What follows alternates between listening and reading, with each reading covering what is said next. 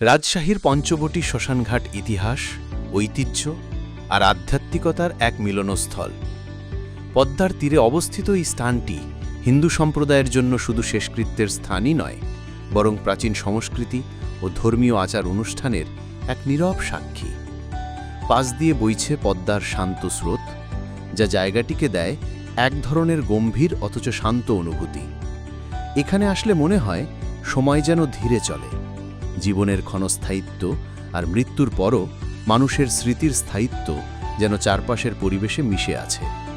ভোর কিংবা সন্ধ্যার আলোয় শ্মশানঘাটের দৃশ্য হয়ে ওঠে অপার্থিব, যেখানে ধর্মীয় শঙ্খধ্বনি, গঙ্গা জল, প্রদীপ আর ধূপের গন্ধ মিলে তৈরি করে এক অনন্য পরিবেশ। রাজশাহীর টি বাঁধ এমন এক জায়গা যেখানে প্রকৃতি প্রতিদিন নতুন রূপে সাজে।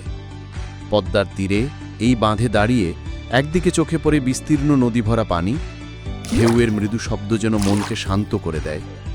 সন্ধ্যা নামার সাথে সাথে সূর্য যখন ধীরে ধীরে পশ্চিমে হেলে পড়ে, তখন সোনালি রঙের রোদ পানির উপর পড়ে ঝিলমিল করে ওঠে। আকাশের এক পাশ রঙিন হয়ে ওঠে কমলা, লাল আর সোনালি আভায়, আর অন্য পাশে জমে থাকা ঘন মেঘ নীল আকাশের সাথে তৈরি করে অসাধারণ কন্ট্রাস্ট। বাতাসে ভেসে আসে নদীর শীতল গন্ধ, দূরে ভেসে যায় নৌকা, আর চারপাশে মানুষজন ডুবে থাকে সেই অপার্থিব সূর্যাস্তের মুহূর্তে।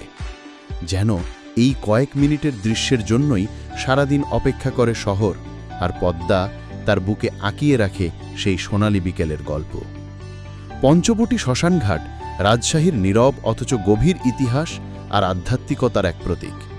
এখানে দাঁড়ালে জীবন মৃত্যুর চক্র যেন চোখের সামনে ভেসে ওঠে, আর পদ্মার স্রোত বয়ে নিয়ে যায় শত বছরের স্মৃতি।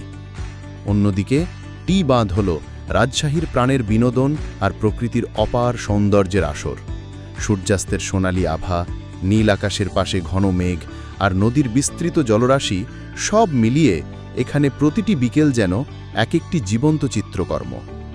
দুটো জায়গায় ভিন্ন অনুভূতি দেয়, একটি গভীর চিন্তার, অন্যটি প্রশান্ত আনন্দের।